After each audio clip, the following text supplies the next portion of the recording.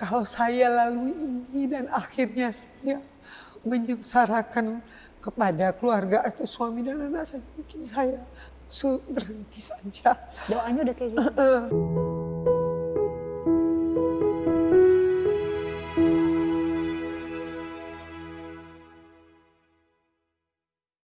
Assalamualaikum warahmatullahi wabarakatuh. Apa kabar sahabat? Semoga semua baik-baik saja ya. Nah, senang sekali Siantan Elita bisa menyapa teman-teman semua di Titik Putih. Dan kali ini seperti biasa saya akan selalu menghadirkan tokoh-tokoh inspiratif yang bukan hanya memiliki cerita yang menarik buat hidupnya, tapi bisa dijadikan pembelajaran buat kita. Dan saat ini samping saya sudah ada Ibu Suryani atau biasa disapa Ibu Nini. Assalamualaikum Ibu. Waalaikumsalam Mbak Intan. Sehat ya Bu? Alhamdulillah sehat. Alhamdulillah. Ibu kesibukannya apa nih sekarang Bu? Saya masih aktif bekerja sebagai pegawai di Direktorat Jenderal Ketenagalistrikan Kementerian Energi dan Sumber Daya Mineral. Baik. Ya. Kayaknya kalau lihat Ibu kan nih energik ya. Kita pernah ketemu ya wanita karir, gesit gitu ya. Tapi ternyata tiba-tiba aku baru tahu di balik seorang Ibu Nini yang sehari-hari kita berinteraksi pernah punya cerita yang menurut aku bisa dilalui dan ini hebat ya. Waktu itu Ibu Suryani itu kalau nggak salah terdiagnosis kanker, betul ya Bu Nini ya? Betul sekali. Kanker apa Bu?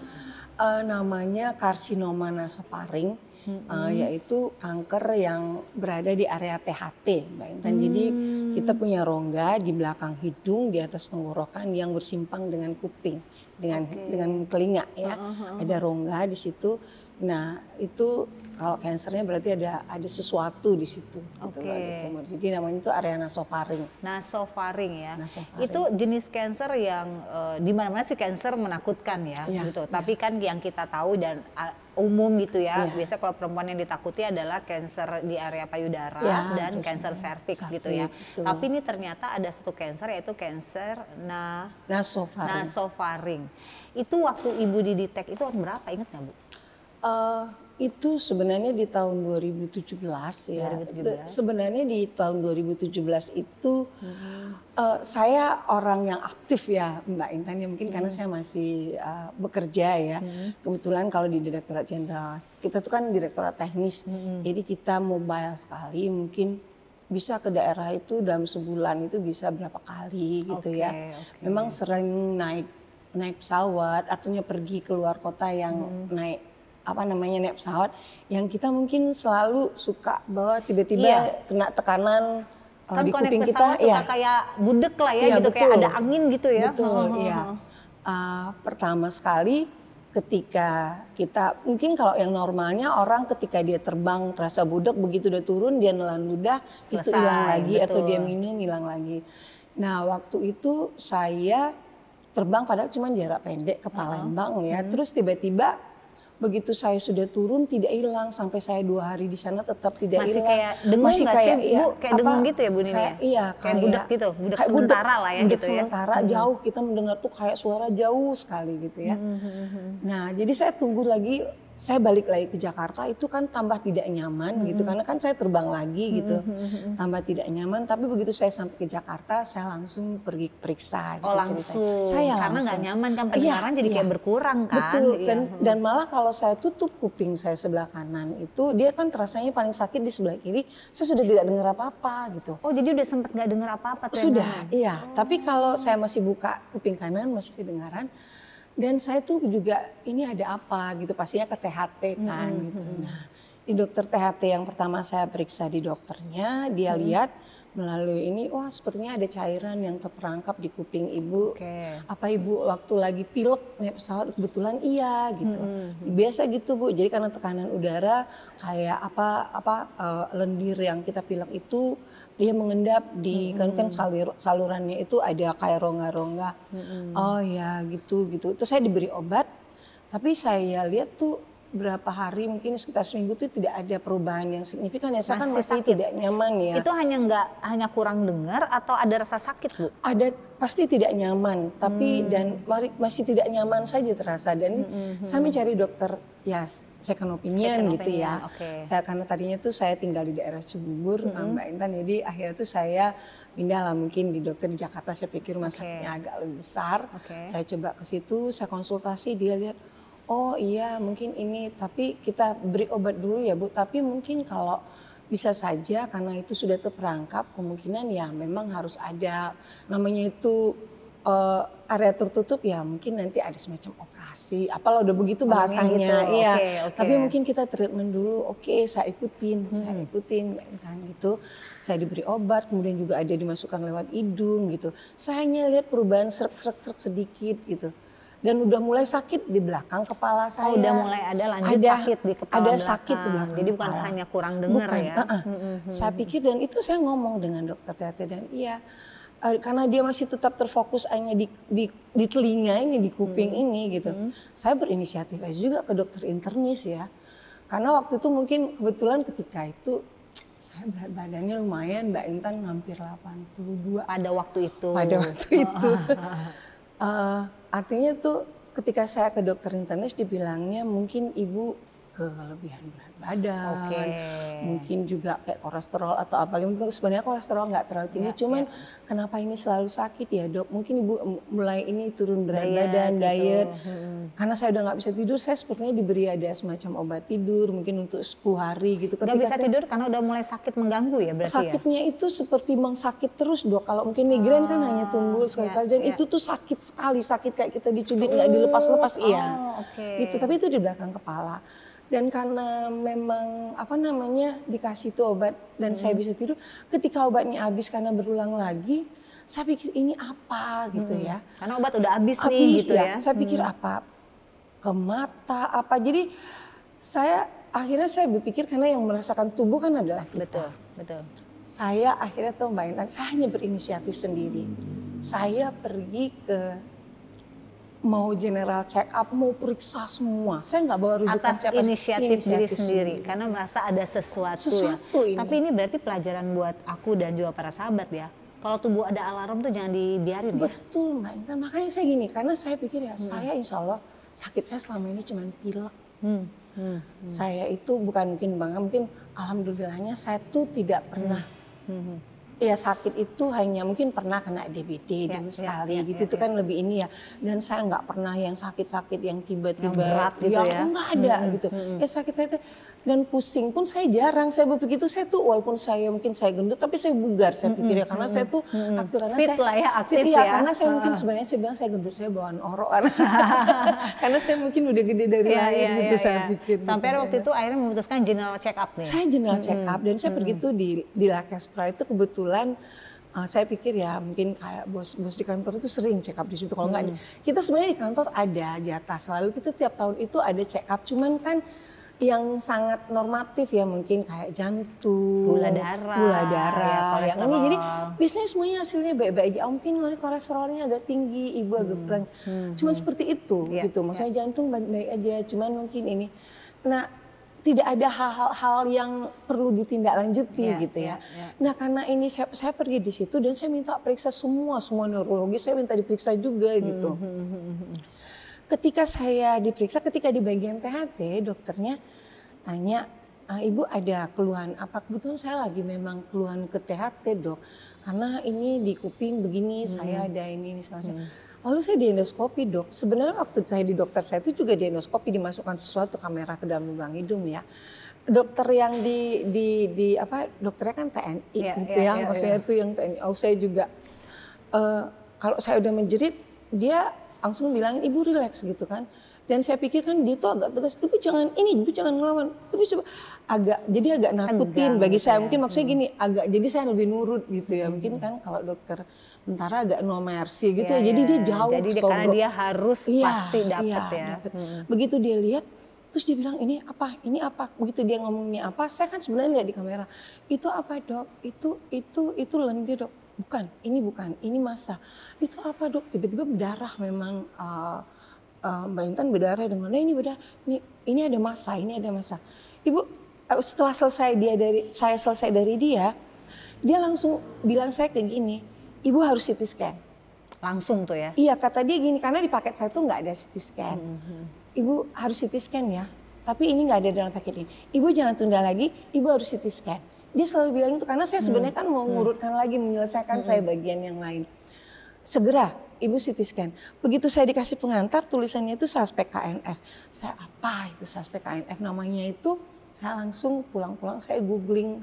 Oh ibu, karena ibu penasaran ya apa nih suspek apa itu maksudnya suspek KNF dengan bahasa dia gitu. Suspek KNF. Saya udah mulai gemetar sebenarnya begitu lihat KNF tuh, dia bercerita lah bahwa nasofaring itu karsinoma nasofaring itu ada, dia bahasanya memang karsinoma begitu katanya ada CA, cancer dan treatmentnya seperti ini. Saya sudah mulai nggak tenang sebenarnya. Feeling udah nggak enak tuh ya? Feeling saya sudah nggak enak. Dan saya sebenarnya dalam tahap bingung, saya juga ketika itu saya kan nggak berani ngomong dan saya hanya bercerita dengan suami saya hanya membesarkan mungkin bisa jadi bukan, tapi kalaupun itu adalah massa, cuman saya lihat dari hasil itu ada ukurannya ada gitu, massa bahasanya itu kan ada semacam tumor gitu. Lalu saya bertanya, kemudian saya kan nggak ada dokter ini sama sekali ini Mbak Intan. Untungnya kembali lagi saya punya teman dokter THT, kebetulan dia dinasnya itu di Bandung. Saya kirim aja hasil scan saya, hasil CT scan. Dan dia cuma satu saran, sudah saya nggak ada berkomen, kamu segera jumpain dokter Marlinda. Pokoknya semuanya ngomongnya segera ya. Segera. Jumpain dokter Marlinda, jangan kemana-mana lagi, jangan cerita apa-apa lagi. Dan saya bilang ini apa, saya nggak bilang kamu CA, itu adalah biopsi yang menentukan. Tetap saya dibilang itu biopsi, mudah-mudahan itu memang hanya tumor. Ya. Dan saya ketika di biopsi itu saya juga nggak tahu saya tuh harus siap atau enggak. Saya nggak ada diberi waktu-waktu apa lagi. Jadi udah nggak dikasih spare waktu, pokoknya langsung aja gitu ya? Kasih di biopsi, dan itu ya oke. Dan saya nggak ada bertanya banyak-banyak, cuman suami aja ini maksudnya gimana ini dok, maksudnya hasil biopsinya kan cuman katanya 5 hari, ternyata 3 hari sudah keluar. Dia bilang ya oke, kita persiapkan ini. Dan dia dengan santainya dia bilang ya udah kita kemo. Saya mendengar kata kemo itu kan udah langsung berarti. Tapi ketenangannya dokter itu sebenarnya membantu pasien ya? Iya, dan dokter tuh sambil nyanyi aja. Dia pikir dokter tuh seolah-olah dia udah merasa bahwa tuh saya udah paham gitu ya. Padahal saya mungkin dari segala pertanyaan cuman saya nanya aja. Dok itu dampaknya apa? Saya cuma nanya dampak kalau saya itu. Paling nanti ya mungkin ibu ada kesulitan menelan katanya gitu kan. Nah tapi mungkin mohon maaf ibu ada asuransi, ini asuransi dulu dong. Karena ternyata pengobatannya tidak panjang. Iya tidak panjang. Waktu ibu akhirnya divonis cancer, apa yang ibu rasakan secara mental, fisik, batin, jiwa? Yang pertama sebenarnya gini, waktu diketahui itu saya kan nyicil ininya ya dok, dok lagi Mbak Intan. Perasaan saya itu membuncahnya itu ketika saya ada tulisan suspek KNF sebenarnya. Dan ketika saya masih berdoa mudah-mudahan hanya tumor biasa gitu ya. Tapi begitu udah keluar hasilnya dan itu pun 3 itu plus artinya itu 4 udah ya. Maksudnya udah menuju 4. Udah menuju 4 iya, ya. udah menuju 4. Makanya treatmentnya itu yang memang yang maksimal bahwa harus 33 kali radiasi, harus kemoterapi 6 kali. Emang awalnya nggak ada gejala apapun, sama sekali nggak ada. Karena mesti ini buat kita ya para sahabat ya. Maksudnya ada misalnya sulit nafas, nggak ada sama sekali. Cuman ternyata gini, kalau tadi saya tuh tidurnya tidak mendengkur ya dulu itu saya tidak mengorok. Cuman suami saya bilang berapa waktu itu saya tuh ngoroknya tuh kenceng. Cuman dipikir karena mungkin saya kelelahan atau apa. Tapi ternyata karena ada sumbatan di area itu kan itu ada di alur pernapasan ya. Jadi itu memang mengganggu di pernapasan. Tapi mungkin kata dokter juga gini Mbak Intan, untuk orang karsinoma nasofaring ini yang dia gejala awal itu sampai dia stadium 2 itu umumnya penderita tidak merasakan apapun. Karena dia itu hanya berada di rongga. Dan mungkin kita menganalogikan kayak cucian piring ya, itu kan ada rongga. Mungkin ada kerak di situ, kalau airnya masih mengalir kan kita jadi nggak menyantai. notice ya, kita nggak ngeh ya. Iya toh kita, Ya. tapi begitu udah dia nutupin rongga itu, wah, kita baru ribut, nih kok mampet gitu. Nah mungkin seperti itu kejadian saya, karena dia udah nutupin. Karena udah mulai nutupin ya. Nah iya, jadi waktu terdetek berarti udah stadium 3 plus gitu. plus ya, berarti udah 4 ya. Iya, Hampir iya. 4 ya. Jadi treatmentnya apa tuh Bu Nini? Nah dia kenapa juga kenapa saya sakit belakang Pak? Rupanya dia tuh maksudnya si tumor itu udah nekan belakang tengkorak otak. Sehingga menyebabkan pusingnya itu sakit. Dia udah kena ke saraf otak saya sedikit. Makanya ya? saya tuh disuruh segera Mbak Intan. Jadi jadi kita memang diingatkan bahwa area nasofaring itu minimal itu kita di THT itu 3 tahun sekali itu kita harus di endoskopi. Harus di endoskopis ya. Makanya kita tuh abai ya. Saya tuh setiap tahun check up, tapi ya check up yang biasa aja gitu, yang reguler ya. Kita ya. tuh pasti takutnya ya masalah hati, masalah jantung bagian itulah bagian. Kita tuh pasti kita tanya, mungkin kita nggak pernah ke THT ya kalau kita nggak ada keluhan apa-apa di ini. Kita jarang mengunjungi dokter THT. Ternyata itu mungkin secara 3 tahunan deh minimal, walaupun kita nggak punya keluhan. Jadi Ibu tuh kemoterapi radiasi berapa kali? Jadi ketika kalau kita udah sampai yang di stadium lanjut itu pastinya kemoterapi itu 6 kali. Kemoterapi itu saya dijadwalkan 6 kali dulu. Kemudian disambung dengan radiasi itu karena gini, posisinya rongga itu kan posisi kankernya itu sulit, tidak bisa dioperasi. Karena dia di belakang ya? Di belakang, jadi itu kan harus membelah tengkorak itu. Nah sama kayak mungkin kalau kanker otak itu ya agak rumit, jadi memang harus diradiasi. Nah itu lagi radiasi itu, nah makanya semuanya itu alhamdulillah kita itu ya namanya kemajuan teknologi kedokteran. Mungkin kalau orang yang penderita nasofaring yang sebelum saya mungkin orang-orang zaman dulu nggak usah berharap masalah beauty lagi barangkali ya, karena kan efek radiasi itu kan alatnya bisa ya semua saraf yang sehat tuh namanya sinar ya. Yang di ini. Nah sekarang itu ada alatnya itu udah generasi keempat, jadi dia udah mengkoordinat. Oh jadi hanya ke yang kansernya aja? Tapi walaupun koordinat ya, tapi kan mungkin agak lebih ini ya, agak lebih apa istilahnya itu lebih, artinya tuh lebih terkontrol gitu ya. Tidak kalau zaman dulu tuh ditembakin dari sini, jadi ya udahlah semua saraf. Ibu tuh ngerasain itu nggak sih Bu, apa rambut rontok? Oh sangat. Turun berat badan. Oh itu turun berat badan itu lebih persoalan gini, karena itu adalah di posisinya itu di atas tenggorokan, otomatis kan ketika di pengobatan itu di radiasi itu kan namanya itu kan kita dihangus ya. Kita itu menelan air liur pun sudah nggak bisa Mbak. Oh gitu? Terus Ibu gimana makan? Jadi air liurnya kan selalu tuh keluar, jadi akhirnya makan saya dipasangin NGT.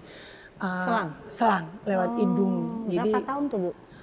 Ketika treatmentnya kan ada 3 bulanan ya, karena efek tidak menelannya, karena kan saraf setelah saya proses panjang itu saraf di atas itu kan kaku. Jadi saya menelan itu masih belum bisa, artinya saya di treatment lagi. Di fisio lagi supaya biar sarafnya itu lentur lagi. Nah sementara itu selangnya masih belum dicopot, jadi sampai 1 tahun saya masih, karena saya nggak boleh kekurangan asupan ya. Betul, gizi kan harus terus ya. Jadi selama setahun tuh setiap beraktivitas tuh ada selangnya gitu? Loh bukan, selangnya tuh netap terus, saya cuma sebulan sekali ganti yang baru. Dan yang baru ya. Dan selama pakai selang Ibu nggak bisa makan yang natural? Saya nelan ludah aja nggak bisa. Ya Allah Ibu, terus tapi Ibu masih terus kerja berarti? Nah bukan, jadi memang saya cuti, cuti. Jadi ketika treatment saya cuti gitu. Jadi saya cuti, ngambil memang cuti setahun. Tapi gini, artinya gini, treatmentnya yang parah-parahnya menurut saya mungkin lebih kurang 4 bulanan ya. 4 bulan awal ya? Ya itu mungkin karena kita kemo itu kan, kemo itu udah mualnya lewat mulut, muntahnya padahal makanan masuknya lewat hidung ya, dan tenggorokan nggak bisa dibersihin. Jadi itulah yang artinya yang sangat-sangat saya rasakan. Saya mau bangun apa nggak bangun? Ada rasa itu ya? Besok saya masih bisa bangun apa tidak gitu ya. Tapi ya saya doanya memang ya Allah, besok pagi kalau saya membuka mata berarti saya masih bangun. gitu ya. Karena kalau kita artinya itu tuh cepat banget ya, dan saya pengobatannya nggak boleh berhenti. Kalaupun saya drop itu harus berlanjut, karena kalau kita berhenti dia harus ulang lagi dari awal. Padahal kan kita udah di duel, jadi kita nggak boleh nyerah. Ada masa pesimis nggak sih Bu? Saya doanya saya jadi ini ya. Gak apa-apa Bu. Memang membawa apa, kalau saya ingat lagi saya hanya merasa gini, saya seperti diberi berkah lagi gitu. Kalau saya dulu mengingatnya, kalau saya lalui ini dan akhirnya saya menyengsarakan kepada keluarga atau suami dan anak saya, mungkin saya berhenti saja. Doanya udah kayak gitu?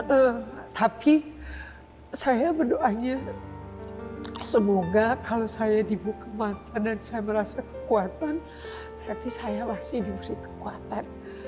Dan saya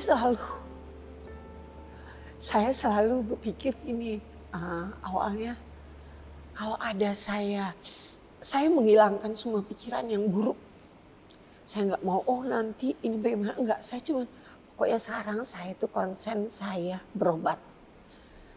Ya pastinya itu mungkin kalau doa udah lebih dari doa ya. Kalau mungkin Mbak Intan itu muka ini nggak boleh kena basah loh, itu saya sampai 3 bulan. Karena kalau kita radiasi itu kita nggak boleh kena air. Muka udah hitam bentuknya gimana, mungkin sholat itu aja kan cuma dengan tayamum. Ketika saya hanya berpikir gini, saya nggak mau memikirkan apapun. Saya hanya fokus kepada bahwa pengobatan saya ini lancar dan ya minta doanya ya semoga saya terbebas, maksudnya saya bisa menyelesaikan. Hanya gitu loh. Berapa tahun pengobatannya waktu itu? Kalau pengobatan treatmentnya itu, kalau yang paling parahnya itu mungkin paling cuma sampai 3-4 bulan ya. Tapi setelahnya itu mungkin karena ya lebih kepada saya memaintain ini aja, karena kan kalau asupan nggak cukup, saya pernah mungkin di tengah malam saya tuh sesak gitu ya, karena ternyata lendirnya ngumpul gitu. Karena ada beberapa pasien yang seperti saya, itu makanya saya tetap bersyukur. Di lehernya itu harus dilubangin karena untuk mengeluarkan lendir itu harus gini. Nah saya tuh nggak sampai situasi, kalau saya gini, saya selalu ngelihat gini, ketika kalau saya udah mulai down, kalau kan kita tuh selalu ke rumah sakit setiap hari. Saya melihat orang yang udah sampai ini, saya selalu mengatakan saya bersyukur. Ya, selalu bersyukur di setiap keadaannya. Iya, makanya saya bilangin, saya belum sampai seperti itu, masa saya tidak bersyukur. Dan saya sebenarnya, saya lebih kuat, saya kuat. Dan saya tuh kalau kita antri lagi radiasi, kita kan ada jadwalnya. Saya lihat mungkin teman yang di sana, saya pikir gini ya, saya tuh selalu, saya pikirnya gini, kok alhamdulillah ketika saya berinisiatif general check up, kalau saya telat, itu dia, Mbak Intan, pertolongan Allah ya. Iya, kalau saya tidak berinisiatif mungkin kan masih lama, atau saya udah dioperasi dulu. Karena itu kejadian sama teman saya pasien lain, dia udah ada dioperasi, ternyata kan treatmentnya tetap seperti saya juga. Nah kan agak lebih berat gitu ya. Peran keluarga kayak gimana? Peran keluarga, teman, kerabat pada saat ibu menjalani proses itu? Alhamdulillah, nah makanya mungkin jadi itu juga saya berpikir tadinya kan saya harus, apakah kita harus cuti lama gitu dengan suami, kalau saya, dan saya ketika itu anak saya yang satu SD mau lulus sekolah, yang satu SMA mau lulus juga mau kuliah gitu ya, yang saya berpikir bagaimana sekolah. Dan pertama waktu saya itu pun juga saya nggak berhenti menyampaikan kepada mereka apa sakit yang saya derita. Memang suami hanya mengatakan saya sakit, dan saya selalu mengatakan, dan anak saya itu saya bilangin, mama di depan anak-anak saya selalu mengatakan saya berobat, saya nggak ada apa-apa, karena saya nggak pernah menunjukkan saya loyo ke mereka itu, saya nggak, dan saya nggak, dia tetap beraktivitas biasa, dan saya memang nggak suruh dia untuk terlalu sering lihat, karena kebetulan untuk treatmentnya tiap hari itu saya mencari tempat yang dekat ke rumah sakit. Jadi memang tidak di rumah gitu ya. Jadi dia hanya sekali-sekali ngelihat bagaimana, dan dia nggak lihat bagaimana saya muntah, dia nggak lihat saya ini gitu. Jadi anak-anak juga nggak terlalu khawatir sama kondisi mamahnya ya. Iya, gitu mungkin ya. saya nggak tahu batinnya dia ya. Tapi saya hanya selalu mengatakan bahwa saya nggak apa-apa, saya nggak apa-apa gitu. Walaupun mungkin dia kan bisa melihat sendiri juga, tiba-tiba saya tuh kok penurunan berat badannya Turun luar berat biasa. badan, Iya, dan dan rambut itu juga rontok iya, kali ya. rambutnya Iya. udah ini gitu. Dan muka tuh hitam gitu ya, karena kan memang Efek ya? iya, bukan itu kan di radiasi itu kan di sinar ya. Iya. Jadi Apa namanya yang saya mau tanyakan lagi yang menarik adalah setelah perjuangan panjang tadi bahkan ibu sempat merasa kalau saya menyusahkan bagi orang betul, ya. dan bahkan tadi ibu sempat nangis, aduh ini buka mata lagi nggak ya gitu, Iya. udah sampai di titik itu ya, dan ibu akhirnya dinyatakan bersih ya bu ya. Ya karena gini, kalau ketika saya ajak bersedih, saya tuh rasa nggak bisa bangun. Oke. Tapi waktu itu saya mengatakan, oke, hari ini kita mau ini. Dan saya ini kadang tuh kayak kan adik sama kakak saya kebetulan yang jaga itu kadang dia suka bercanda-canda gitu kan, ngeliat misalnya sama radiasi tuh ada pasien yang misalnya dandannya masih bagus, masih pakai lipstick, sementara saya kan mukanya udah nggak bisa diapa-apain gitu ya. Terus nanti di ini kita gimana pasien kita kalau kasih lipstick itu kadang saya suka dibecanda-candain gitu. Tapi kan jangan kata bisa beli lipstick, mungkin di apa-apain aja pun muka saya tuh nggak bisa karena memang nggak boleh ada, bukan nggak boleh, memang nggak bisa ya. Nggak bisa ya. Kena keringat aja gitu tuh sampai apa namanya itu bisa, karena radiasi itu efeknya setelah kita disinar baru jaringan itu lunak itu barangkali ya. Nah singkat katanya itu saya setelah yang treatmentnya lama, sebenarnya kan penyembuhannya yang agak lama. Penyembuhannya lama, saya belum bisa makan normal. Tapi saya ketika waktu awal-awal mungkin masih melalui selang itu dibantu. Belakangan saya udah minum saya pakai sendiri. Jadi dari gitu. ibunya juga keinginan mau sembuhnya tinggi ya, sehingga mungkin itu satu proses mempercepat ya. Nah, dan tadi ibu bilang no melo-melo. Enggak, saya nggak mau banget melo loh, Mbak Intan. Karena begitu saya melo, saya bangun juga udah nggak bisa. Gitu, dan saya berusaha untuk, karena kenapa ketika saya mengatakan it's okay, saya jalan gitu. Tapi kalau saya mungkin aku nggak bisa, jadi intinya dari dalam diri. Benar. Saya bilang saya bilang saya udah nggak kuat, langsung saya nggak kuat, tapi saya bilang saya masih bisa. Dan selalu mengatakan, melihatnya itu gini, makanya gini, saya kalau mungkin kita orang sehat pun sering ke rumah sakit, kita selalu mengatakan bahwa kita jauh lebih beruntung, ada yang ternyata jauh lebih tidak beruntung. Selalu positif thinking ya. Bu Nini, ada nggak ya sih yang ibu mau sampaikan, mungkin sekarang nih sahabat Titik Putih ada yang sedang berjuang, artinya gini, ibu aja di titik merasa pernah terendah, alhamdulillah atas izin Allah ya, ibu sehat pasti, lagi dan makan juga saya udah normal ya bu ya. Nah, iya, itu normal, mungkin alhamdulillah, walaupun mungkin saya mungkin udah ketika dijaga ya. Itu mungkin ketika orang nasofaring itu biasanya itu kita sampai istilahnya itu gini, ketika rasa itu hilang. Kadang kita kan suka bercanda-canda sama dokter saya itu pun juga baik banget. Nah dok, rasa saya telah kembali gitu. Jadi mungkin ibu bisa bikin lagu. Jadi artinya gini, memang 3 tahun tuh saya nggak ada rasa manis asin-asin. Masih rasa aja gitu ya. Ketika kan saya udah lepas NGT, saya udah bisa menelan, itu mau manis nggak tahu, asin nggak tahu, hambar aja hambar. Pokoknya jadi kita makan itu ya masukkan aja, kita telan. Pokoknya dinikmati ya bu ya. Nah begitu. Oke. Bu Nini, mungkin ada yang mau disampaikan nggak buat teman-teman, mungkin para sahabat yang sedang menyaksikan ini sedang berjuang, mungkin mereka di titik terendah mereka dan mereka merasa bahwa nggak ada harapan, itu yang paling nggak boleh ya. Betul ya. Silakan bu. Ya mungkin kembali lagi ya, tapi mungkin sebelum pun saya memberikan motivasi ini kepada mungkin teman-teman yang sedang berjuang, atau barangkali mungkin saya sendiri pun ketika tahap awal, kenapa saya mungkin merasa yakin, saya lupa menceritakan, saya ketemu seorang bapak usianya 71 tahun, ketika itu saya baru prepare untuk proses pengobatan. Jadi begitu dia melihat bahwa saya itu kan kelihatan dan saya pasti dalam keadaan sedih, dan bapak itu datang ke saya, Ibu nasofaring, saya juga loh, dan saya udah tua, saya sembuh, Ibu pasti sembuh, Ibu masih segar, dan itu saya terngiang-ngiang terus. Dan itu pun mungkin saya coba lakukan gitu ya Mbak Intan, saya coba lakukan. Kebetulan kalau mungkin saya kontrol ke rumah sakit kemarin itu juga, kebetulan terakhir saya ketemu juga pasiennya jauh lebih muda, ternyata itu pengantin baru.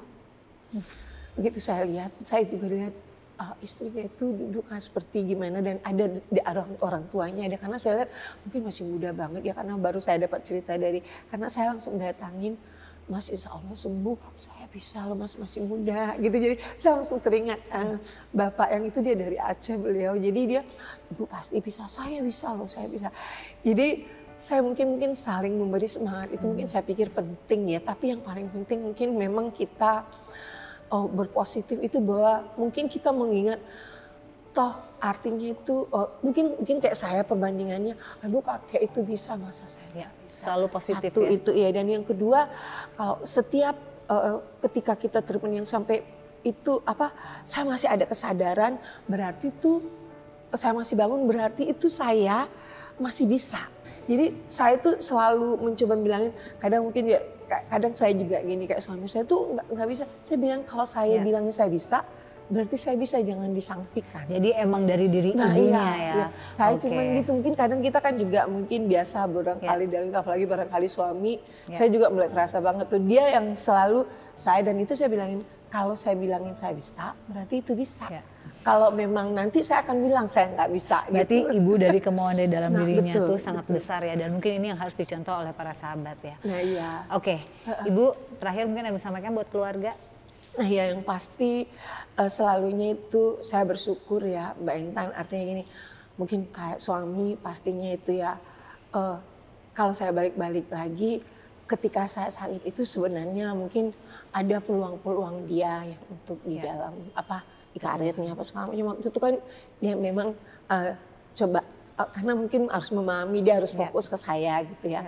Tapi alhamdulillah kita tuh melewatinya itu dengan baik. Sebenarnya itu kita pun nanti ketika sebenarnya cita-cita saya pun mungkin baik kita dalam hidup, baik mungkin kita dalam berkarir, alhamdulillah saya akan kembali lagi bekerja, saya bisa beraktivitas normal. Amin. Dan mungkin ketika saya kehilangan berat badan sampai 28 kilo, itu ganti bajunya kan selemari, bahasa dokternya kan selemari.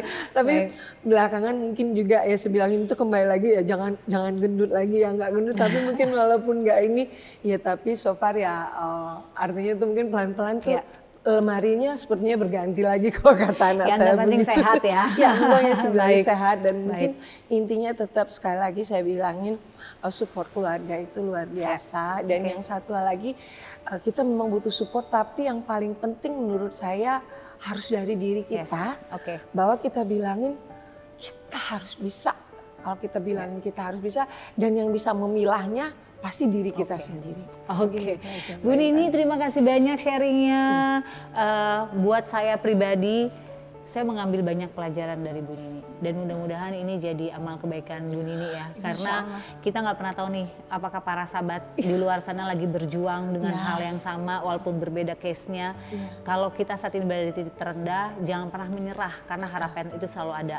Bahkan Bu Nini mengatakan kalau orang lain bilang nggak bisa, orang lain bilang nggak mungkin, itu baru kata orang ya. Tapi ketetapan Allah kan pasti berbeda ya. Yang penting di dalam dirinya kita, insya Allah positive thinking membantu proses penyembuhan, dan akhirnya obat yang kita minum juga bereaksinya lebih maksimal.